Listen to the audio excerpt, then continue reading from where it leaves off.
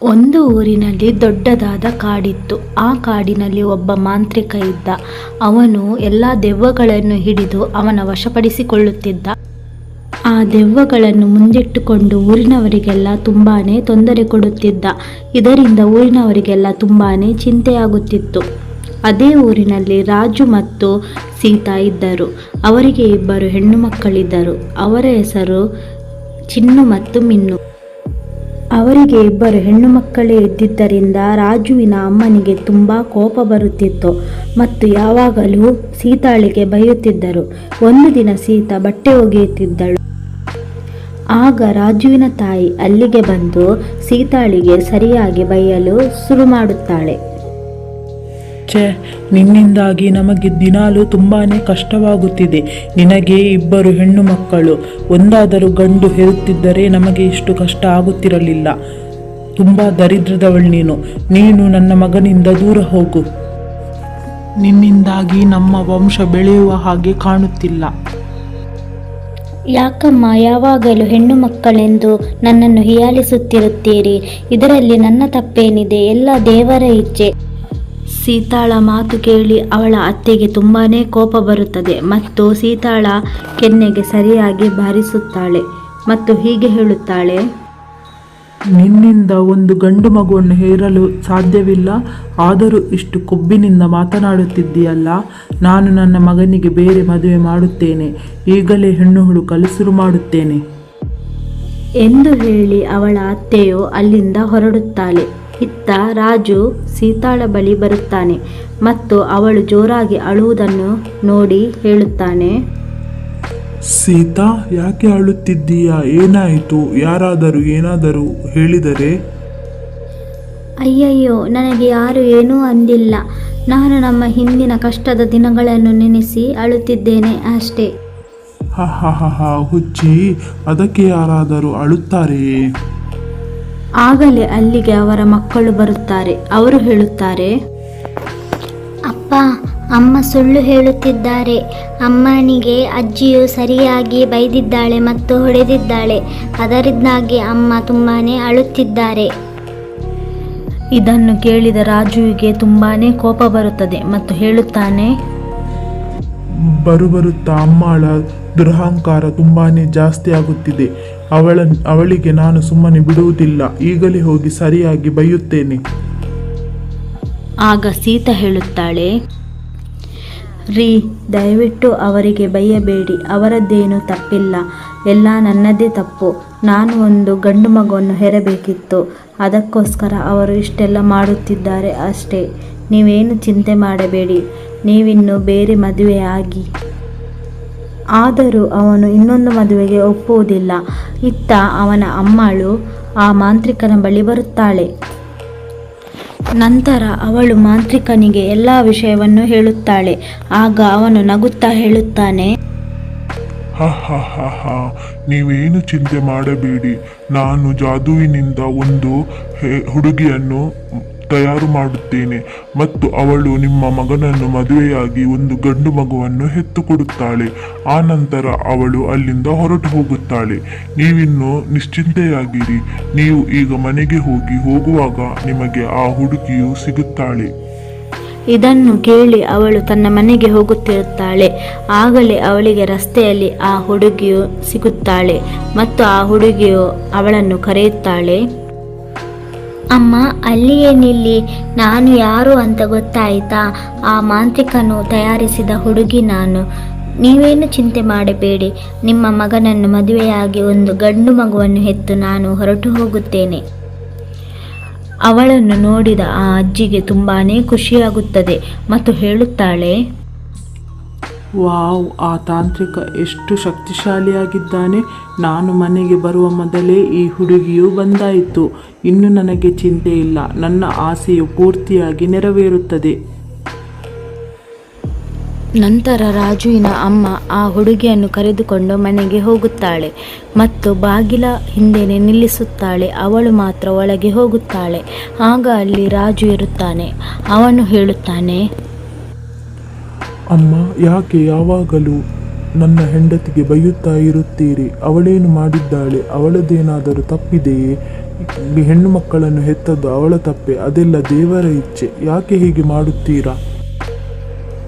ನೀನು ಮೊದಲು ಸುಮ್ಮನಿರು. ನನಗೇನು ಮಾಡಬೇಕೆಂದು ಗೊತ್ತಿದೆ. ನಮ್ಮ ವಂಶ ಬೆಳಗಬೇಕಾದರೆ ಅದು ಅವಳಿಂದ ಸಾಧ್ಯವಿಲ್ಲ. ಅದಕ್ಕಾಗಿ ನಾನು ಒಂದು ಹುಡುಗಿಯನ್ನು ಕರೆತಂದಿದ್ದೇನೆ. ಅವಳನ್ನು ಸ್ವಲ್ಪ ನೋಡು. ಹೀಗೆ ಹೇಳುತ್ತಿರುವಾಗ ಆ ದೆವ್ವದ ಹುಡುಗಿಯು ಒಳಗೆ ಬರುತ್ತಾಳೆ ಮತ್ತು ಹೇಳುತ್ತಾಳೆ, ಅರೆ ಅಮ್ಮ, ಇವರೇನಾ ನಿಮ್ಮ ಮಗ? ಇವರು ನೋಡಲು ಹೀರೋ ಥರ ಇದ್ದಾರೆ. ಇವರನ್ನು ನೋಡುವಾಗಲೇ ನನಗೆ ತುಂಬ ಇಷ್ಟ ಆಗಿದೆ ಅಮ್ಮ.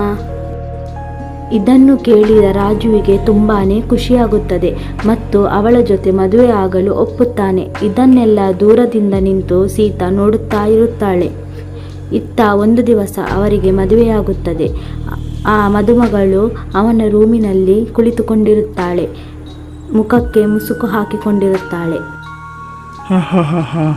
ಅರೇ ನನ್ನ ರಾಣಿ, ನಿನ್ನಷ್ಟು ಸುಂದರವಾದ ಹುಡುಗಿಯನ್ನು ನಾನು ಯಾವತ್ತೂ ನೋಡೇ ಇಲ್ಲ. ನೀನು ಮೊದಲೇ ನನಗೆ ಸಿಕ್ಕುತ್ತಿದ್ದರೆ ನಾನು ಸೀತಾಳನ್ನು ಮದುವೆ ಆಗುತ್ತಲೇ ಇರಲಿಲ್ಲ. ಜಾಸ್ತಿ ಏನು ಸುಳ್ಳು ಹೇಳಬೇಡಿ. ಹಾಗೇನಿಲ್ಲ, ಸೀತಾಳು ನನಗಿಂತನೂ ತುಂಬಾನೇ ಸುಂದರವಾಗಿದ್ದಾಳೆ. ಅಯ್ಯೋ, ಅವಳೇನು ಸುಂದರ? ಅವಳಿಗಿಂತ ನೀನೇ ಸುಂದರ. ಅವಳು 0ರಲ್ಲಿ 0 ಆಗಿದ್ದಾಳೆ. ಸರಿ, ಇನ್ನೆಷ್ಟು ಕಾಯಲಿ? ಈಗಲೇ ನಿನ್ನ ಮುಸುಕನ್ನು ತೆಗೆದು ನಾನು ನೋಡುತ್ತೇನೆ.